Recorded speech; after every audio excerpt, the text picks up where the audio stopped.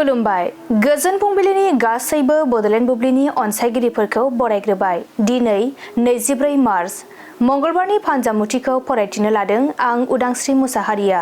फानजामुथिनि गिबियाव दङ मेष राशि। गोजौ थाखोनि आनजादाव उथ्रिसार जानो हागोन, बयजोंबो मान होजागोन। बृष राशि। मोजां मोनलायनायनि गेजेराव सन्देह सोमजिलायगोन, गोसोखौ जोबोरैनो गाज्रि मोनबाय थागोन।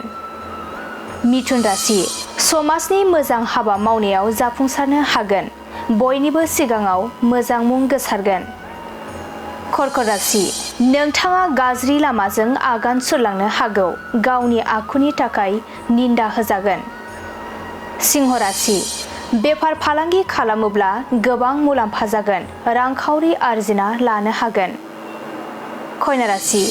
नखरनि थाखाय गिदिर फुजा होनांगोन, नखराव गोजोन सान्थि फैगोन। तुला राशि। नोंथाङा जेरावखि थाङा जेंनायाव गोग्लैनो हागौ, सांग्रां जानांगोन। वृश्चिक राशि। बिसि फिसायनि गेजेराव दावराव दावसि सोमजिनो हागौ, सोमोन्दो नागारलायगोन। धनु राशि। गावनि साननाय बायदि खामानिया जाफुंनो हागौ, गोसोआ गोजोननाय मोनगोन। मकर राशि। गोबावनिफ्रायनो आसा खालामनाय थांखिया फेलें थांगोन, गाज्रि सान। कुम्भ राशि।